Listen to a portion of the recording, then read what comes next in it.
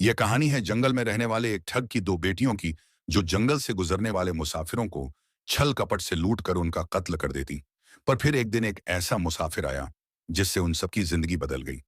एक गुस्सैल राजा ने अपने पुत्र के किसी दोष के कारण उसे देश निकाला दे दिया। राजकुमार ने दुखी मन से अपने गुजारे के लिए 4 लाल और कुछ स्वर्ण भी अपने साथ ले लिए और भरे हृदय से अपने पिता का महल छोड़ दिया। चलते चलते वह जब शहर से कुछ दूर पहुंचा तो उसे एक साधु का आश्रम दिखाई किया। राजकुमार उस साधु को दंडवत प्रणाम करके एक तरफ बैठ गया।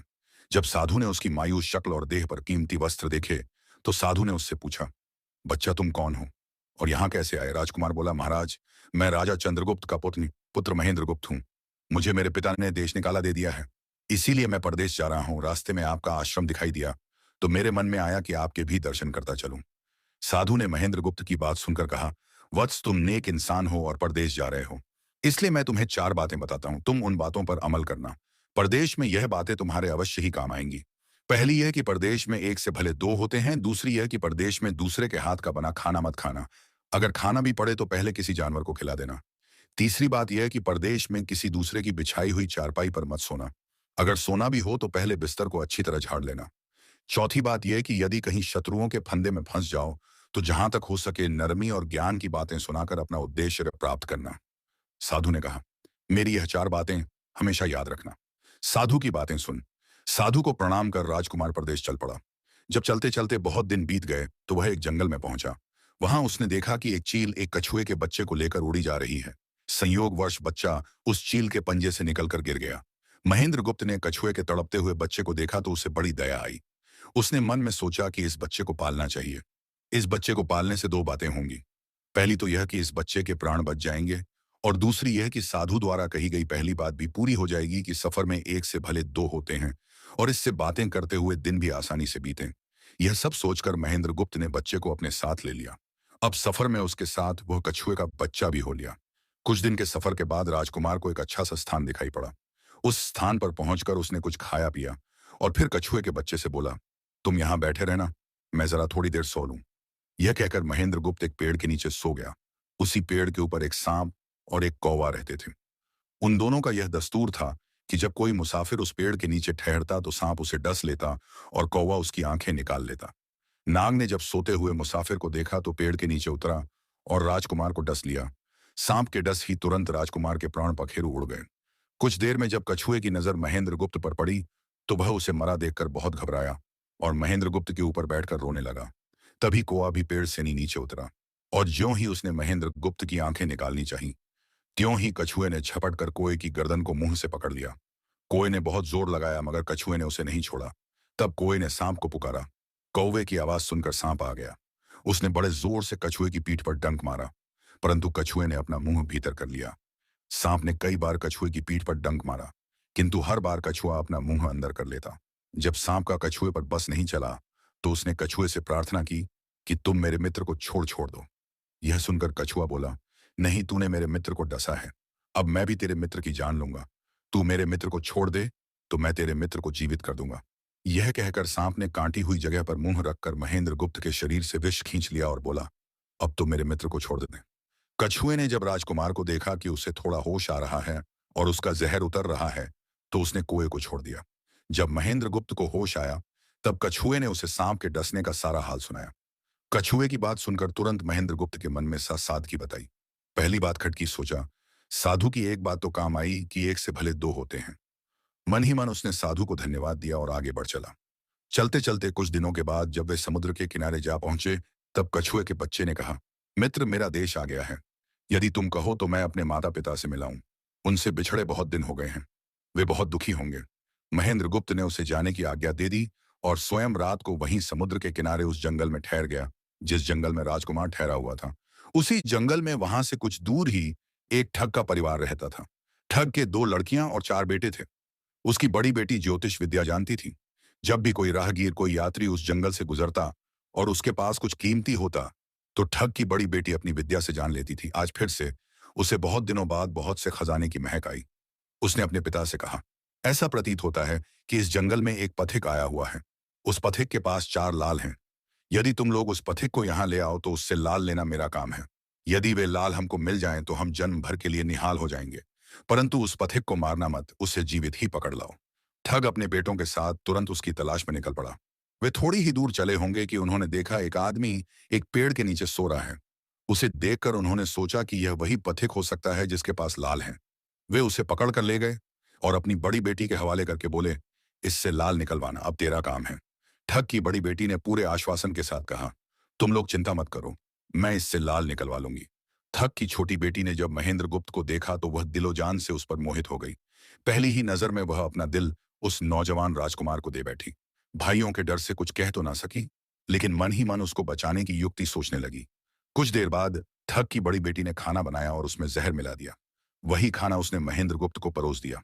जब थाली महेंद्र गुप्त के सामने आई तो उसने खाने के लिए निवाला तोड़ तोड़ जैसे ही उसे खाने को हुआ, तभी उसे साधु की कही गई दूसरी बात याद आई। उसने थाली में से थोड़ा सा भोजन निकालकर कुत्ते के सामने डाल दिया। जैसे ही उस खाने को कुत्ते ने खाया वो तुरंत मर गया। यह देखकर महेंद्र गुप्त ने भोजन नहीं किया। उसने अपने मन में सोचा कि साधु की दूसरी बात भी काम आई। अपनी इस चाल को असफल होते देखकर ठग की बड़ी बेटी को गुस्सा तो बहुत आया, पर वह अपने गुस्से को अंदर ही अंदर पी गई। उसने महेंद्र गुप्त के सोने के लिए पलंग तैयार करवाया और उससे कहा, जाओ पथिक, ऊपर के कमरे में तुम्हारे लिए पलंग तैयार करवा दिया है, अब तुम आराम करो। कई दिनों की सफर की यात्रा के कारण थका हुआ राजकुमार जब ऊपर आया तो उसे बढ़िया धुली हुई चादर पलंग पर बिछी हुई दिखाई दी। सोचा, जो हुआ सो हुआ, कई दिनों के बाद चैन की नींद तो सोने को मिलेगी। वो जैसे ही पलंग पर बैठने को हुआ तो उसे साधु की तीसरी बात याद आई कि परदेश में हमेशा बिस्तर को झाड़कर सोना। जैसे ही उसने बिस्तर को झाड़ा तो उसके होश उड़ गए। वो बिस्तर एक कच्चे सूत से तैयार किया गया था, जिसके नीचे आग का कुआं था। महेंद्र गुप्त ने देखा, कुएं के अंदर बड़े बड़े आग आग के अंगार धधक रहे हैं। सोचा, साधु की तीसरी बात भी काम आई। उसने एक बार फिर मन ही मन साधु का धन्यवाद किया और पास पड़ी एक टूटी हुई चारपाई पर लेट गया। थोड़ी देर पहले जो राजकुमार चैन की नींद लेने की सोच रहा था, अब नींद उसकी आंखों से कोसों दूर थी। अब तो उसे अपनी जान के लाले पड़े थे। सोचने लगा, आज की रात बचना बहुत कठिन है। तभी ठग की छोटी बेटी मौका पाकर आई और कहने लगी, हे प्रिया, मैं तुम पर दिलो जान से न्यौछावर हूं, परंतु आज की रात मेरे वश में कुछ नहीं है। आज की रात मेरी बड़ी बहन की बारी है। जिस तरह भी हो सके, बस आज की रात मेरी बहन से अपने प्राण बचा लो। कल मेरी बारी है। हे स्वामी, मैं तुम्हारी दासी हूं, मैं तुम्हें साफ बचा लूंगी। इतना कहकर ठग की छोटी बेटी चली गई। जब सब लोग खाना खा चुके तो ठग की बड़ी बेटी ऊपर बने कमरे में चली। सोचा, अब तक तो पथिक जलकर राख बन चुका होगा। पर जैसे ही वह कमरे के अंदर आई और देखा कि पथिक तो बिल्कुल सही सलामत टूटी हुई चारपाई पर लेटा हुआ है, तो उसके क्रोध की कोई सीमा न रही। तुरंत उसने कटार निकाली और क्रोध से बोली, हे पथिक, या तो अपने चारों लाल मुझे अभी के अभी दे दे, वरना मैं तुझको मार डालूंगी। उसी समय महेंद्र गुप्त को साधु की चौथी बात याद आई कि कहीं शत्रुओं के फंदे में बने भा फंस जाओ, तो जहां तक हो सके नरमी और ज्ञान की बातें सुनाकर अपना उद्देश्य प्राप्त करना। उसने सोचा कि आज रात बचना मुश्किल है, पर साधु की चौथी बात भी आजमानी चाहिए। महेंद्र गुप्त ने यह सब सोचकर लड़की से कहा, मेरे पास लाल नहीं है। यदि तू मुझको मारेगी तो वैसे ही पछताएगी जैसे बंजारा अपने कुत्ते को मारकर पछताया था। लड़की गुस्से में बोली, कौन बंजारा और कौन सा कुत्ता? क्या बक रहे हो तुम? तब राजकुमार बोला, तुम नहीं जानती तो सुनो। लड़की एक बंजारा था जिसने एक कुत्ता पाल रखा था। वो कुत्ता बहुत समझदार था, जिसे बंजारा अपनी औलाद से भी ज्यादा प्यार करता था। एक समय ऐसा आया कि एक कातक नाम की भयंकर बीमारी के चलते बंजारे का सारा परिवार उस बीमारी की भेंट चढ़ गया और बंजारे की करोड़ों की संपत्ति भी बिक गई। दुखी बंजारा अपने कुत्ते को लेकर आगरा में एक साहूकार के पास जाता है और साहूकार को 10,000 के बदले अपना कुत्ता गिरवी रखने को बोलता है। उस समय 10,000 एक बहुत बड़ी रकम होती थी। पहले तो बनिए ने बंजारे को मना कर दिया, पर फिर कुछ सोचकर उसने बंजारे को 10 लाख रुपए दे दिए। कुछ ही समय बीता था कि एक रात सेठ के घर डाकू घुस गए। बंजारे का कुत्ता सब हरकत देख रहा था। सोचा, जाऊं सो पाऊं ओ पर सोचा, भूखू तो परिवार के सब लोग उठ जाएंगे और यह डाकू उनका भी कत्ल कर देंगे। वो चुपचाप बस उनको देखता रहा। जब डाकू सेठ के घर चोरी किए हुए धन को लेकर चल पड़े तो कुत्ता चुपचाप उनके पीछे पीछे हो लिया। सेठ के पास इतना धन था कि डाकू उसे निकाल तो लाए, पर अब उनसे वो लेकर चला भी नहीं जा रहा था। दिन भी निकलने के करीब हो चला था। डाकुओं ने सोच विचार कर उस धन को एक तालाब के अंदर छिपा दिया। सोचा, बाद में आराम से निकाल ले जाएंगे। कुत्ता डाकुओं की सब करामात देख चुपचाप वापस घर चला गया। सुबह हुई तो सेठ के घर कोहराम मच गया। पता चला कि चोर सारा धन निकाल ले गए। सेठ का रो रो कर बुरा हाल था। आसपास के लोग उसे दिलासा दे रहे थे। सेठ ने रोते रोते कहा, मैंने सुना था बंजारे का कुत्ता बहुत समझदार है, पर यह नमक हराम तो एक बार भौंका तक नहीं। तभी बंजारे का कुत्ता उस सेठ की धोती पकड़कर खींचने लगा। कुत्ते की हरकत देख पास खड़े एक समझदार व्यक्ति ने सेठ से कहा, सेठ जी, यह कुत्ता कुछ कहना चाहे, हमें इसकी सुननी चाहिए। और सभी लोग कुत्ते के पीछे पीछे हो लिए। सबको लेकर कुत्ता उसी तालाब के पास पहुंच गया जहां रात को डाकुओं ने सारा धन छिपाया था, और तालाब में घुसकर अशरफियां से भरी थैली अपने मुंह में दबाकर बाहर आया। तुरंत सेठ के नौकर उस तालाब में कूद गए और चोरी किया हुआ सारा धन बरामद कर लिया। सब देख सेठ आंखों में अश्रु लिए कुत्ते से कहता है, मुझे माफ कर देना, मैंने तुम्हें बहुत बुरा भला कहा। सेठ ने वहीं कागज मंगवाया और बंजारे के नाम चिट्ठी लिखी, भाई बंजारे, तेरे कुत्ते ने मेरे 10,000 पूरे कर दिए। मैं तेरे कुत्ते को तेरे पास भेज रहा हूं। अगर तुझे और भी 10, 20, 500 हजार की जरूरत हो तो मेरे पास आकर ले जाना। इतने समझदार कुत्ते को मेरे पास छोड़ने के लिए तहे दिल से तुम्हारा धन्यवाद बनिया। चिट्ठी कुत्ते के गले में टांग उसे नम आंखों से विदाई देता है। कुत्ता घूमता घूमता जब 4-5 दिन बाद बंजारे के पास पहुंचता है तो कुत्ते को आता देख बंजारे के तन बदन में आग लग जाती है। कहता है, मैं तुझे बनिए के पास गिरवी रखकर आया था और तू वहां से भाग आया। तूने मेरी बेइज्जती कर करवा दी। गुस्से में अंधा हुआ बंजारा तुरंत पिस्तौल निकाल कुत्ते को गोली मार देता है और सिर पकड़कर वहीं बैठ जाता है। कुछ देर बाद जब उसकी नजर कुत्ते के गले में टंगी हुई पर्ची पर पड़ी तब बंजारा वो पर्ची निकाल उसे पढ़ता है। पर्ची पढ़ते ही बंजारा फट पड़ता है। वो दहाड़े मार मार खून के आंसू रोता है। पर अब भला क्या हो सकता था। बंजारे की कहानी सुना। महेंद्र गुप्त ठग की बेटी से कहता है, एक और कहानी सुनो लड़की। एक राजा के पास एक बहुत समझदार पढ़ाया हुआ तोता था। वह बड़ा चतुर था। एक दिन राजा तोते को अपने साथ गंगा स्नान को ले गया और उसको घाट पर बैठाकर स्वयं स्नान करने लगा। तभी तोते की नजर अमर फल पर पड़ी जो पास ही नदी में बहता हुआ आगे बढ़ा जा रहा था। वह उसको नदी से बाहर निकाल लाया और राजा के आने पर उसको वह अमर फल देता हुआ बोला, महाराज, यह अमर फल है, इसे खा लीजिए। राजा ने कहा, मैं अकेला अमर फल खाकर क्या करूंगा, अपने बाग में लगा दूंगा। जब इसमें फल लगेंगे तब सब कुटुंबों को खिलाकर अमर कर दूंगा।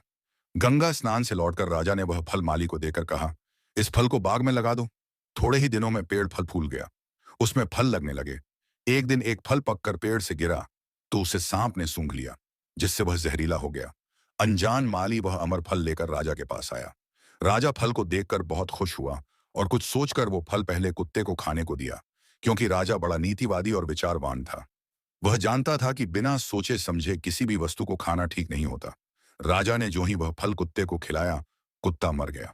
यह देखकर राजा ने क्रोधित होकर अपने तोते से कहा, बेईमान तोते, तू हमें जहर देकर मारना चाहता था। यह कहकर राजा ने क्रोध में आकर तोते को मार डाला और माली से कहा, इस पेड़ के चारों ओर घेरा डाल दो जिससे कोई इसका फल ना खा सके। एक दिन उसी शहर में एक सास बहू में भीषण लड़ाई हुई। बुढ़िया घर से निकलकर कहने लगी, आज मैं राजा के बाग में जाकर जहर वाला फल खा लूंगी।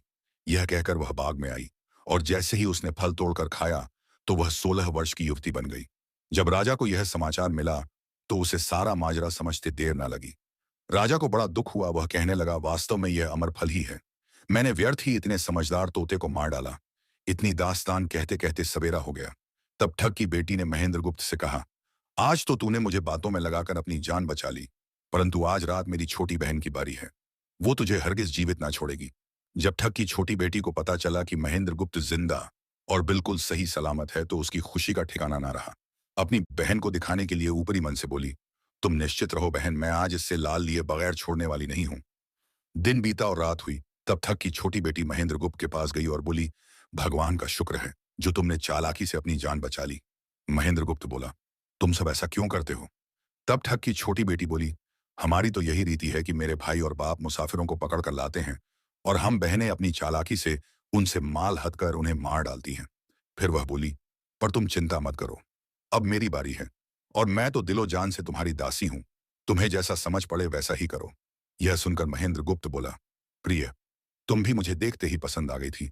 दिल करता है कि हर पल तुम्हारे पास ही रहूं। तुम अपनी बड़ी बहन की तरह नहीं हो। तुम एक नेक दिल औरत हो। तुमसे मेरा कुछ भी छिपा हुआ नहीं है। उसकी बात सुनकर ठग की बेटी ने कहा, तुम कहते हो कि मुझसे कुछ भी छिपा नहीं है, तो फिर वे लाल कहाँ हैं? महेंद्र गुप्त ने कहा, वो चारों लाल मेरी जांघ में हैं। अगर तुम निकालना चाहो तो निकाल लो। राजकुमार की बात सुन ठग की छोटी बेटी बोली, प्यारे वो लाल तुम्हें ही मुबारक हो। मैं तो तुम्हारी दासी हूं, तुम्हारे दर्शनों की प्यासी हूं। मुझे तुम्हारे सिवाय और कुछ नहीं चाहिए। यह सुन महेंद्र गुप्त बोला, जो कुछ तुमने कहा है वह तो सब ठीक है, लेकिन यह प्यार और प्रेम की बातें सब धरी रह जाएंगी। जब हमारे शरीर में प्राण ही नहीं रहेंगे, क्योंकि जब तुम्हारे बाप और भाइयों को इसका पता लगेगा तो हम दोनों की खैर नहीं। तब ठग की बेटी बोली, तुम चिंता मत करो, मेरे पास इसका भी उपाय है। आज रात को सबके सोने के बाद हम यहाँ से भाग चलेंगे और कहीं बहुत दूर रहेंगे, जहां कभी मेरे भाई और बाप पहुंच ना सके। महेंद्र गुप्त बोला, पर यह सब होगा कैसे? बोली, यहां से निकलने का एक ही उपाय है। मेरे पिता के पास दो ठनियावे से, एक तो दिन भर में 60 कोस चलती है और दूसरी दिन भर में 100 कोस चलती है। तुम उनमें से बड़ी वाली को खोल लाना, तब तक मैं हम दोनों के लिए कुछ धन बांध कर रख लूंगी। जब आधी रात हुई तब महेंद्र गुप्त ऊंटनी को खोलने चला गया। महेंद्र गुप्त ऊंटनी ले तो आया, मगर जल्दबाजी के कारण वह बड़ी के स्थान पर छोटी को ले आया। ठग की बेटी बहुत सा माल लेकर ऊंटनी पर बैठ गई और दोनों चल दिए। ऊंटनी जब चलते चलते 60 कोस पहुंची तो जंगल में रुककर खड़ी हो गई। बीच जंगल में ऊंटनी को खड़ी देखकर महेंद्र गुप्त और ठग की बेटी के होश उड़ गए। ठग की बेटी बोली, अनर्थ हो गया। तुम रात के अंधेरे में बड़ी ऊंटनी की जगह छोटी को ले आए। मेरे पिता और भाई आते ही होंगे, वो हमें नहीं छोड़ेंगे। इधर जब सवेरा हुआ तो ठग ने देखा कि उसकी बेटी और मुसाफिर दोनों गायब हैं। उसने सोचा कि निस्संदेह वह बदमाश मेरी बेटी को भगा ले गया है। तबेले में जाकर देखा तो पाया कि छोटी ऊंटनी गायब है और बड़ी वहीं है। सोचा ज्यादा दूर नहीं गए होंगे और ऊंटनी पर सवार होकर उसने उसे तेजी से दौड़ा दिया। थोड़ी ही देर में जंगल में उस स्थान पर जा पहुंचा जहां महेंद्र गुप्त और उसकी बेटी ठहरे थे। महेंद्र गुप्त ने जब उसको आते देखा तो बहुत घबराया और कहने लगा, देखो तो तुम्हारा पिता आ रहा है, अब उससे प्राण कैसे बचेंगे? लड़की ने कहा, घबराओ मत, और जो मैं कहती हूं उसे ध्यान से सुनो। जाओ, जाकर उस पेड़ पर चढ़ जाओ। जब मेरा बाप तुम्हें पकड़ने के लिए आएगा और पेड़ पर चढ़ेगा तो मैं चुपके से बड़े वाली ऊंटनी पर चढ़कर उसको तुम्हारी डाल के नीचे खड़ा कर दूंगी। तुम कूद कर उस पर बैठ जाना। इस प्रकार हम दोनों बचकर साफ निकल जाएंगे। यह सुनकर महेंद्र गुप्त तुरंत पेड़ पर चढ़ गया। तब तक ठग भी वहां आ पहुंचा। पिता को देख उसकी बेटी ने फंड करते हुए कहा, पिताजी, ये दुष्ट मुझे धोखे से यहां भगा लाया, आप इसे छोड़ना नहीं। यह सुन गुस्से से तिल मिलाया। ठग महेंद्र गुप्त को पेड़ पर चढ़ा देखकर ऊंटनी से उतरा और उसे पकड़ने के लिए पेड़ पर चढ़ने लगा। बाप के ऊंटनी से उतरते ही मौका देख ठग की बेटी ऊंटनी पर चढ़कर उसे महेंद्र गुप्त की डाल के नीचे पेड़ के पास ले आई। महेंद्र गुप्त तुरंत कूदकर उस पर बैठ गया। महेंद्र गुप्त के बैठते ही ठग की बेटी ने ऊंटनी को दौड़ा दिया। ठग हाथ देखता रह गया। ठग की बेटी और महेंद्र गुप्त कई दिनों का रास्ता तय कर एक शहर में पहुंचे और दोनों वहीं बस गए। वहां महेंद्र गुप्त ठग की बेटी के साथ आराम से दिन गुजारता रहा और जब उसके देश निकाले की अवधि पूरी हो गई तब वह उसको लेकर अपने राज्य चला गया और उसके साथ शादी कर हंसता खेलता जीवन व्यतीत किया। निष्कर्ष, महेंद्र गुप्त और ठग की बेटी की यह कथा हमें यह सिखाती है कि प्रेम और विश्वास का बंधन सबसे मजबूत होता है। जब बुद्धिमत्ता, धैर्य और निस्वार्थ प्रेम मिलते हैं तो असंभव को भी संभव बनाया जा सकता है। जीवन में चाहे कितनी भी कठिन परिस्थितियां क्यों ना आए, सही निर्णय, संयम और परस्पर विश्वास हमें हर संकट से बाहर निकाल सकते हैं। दसाया पवाई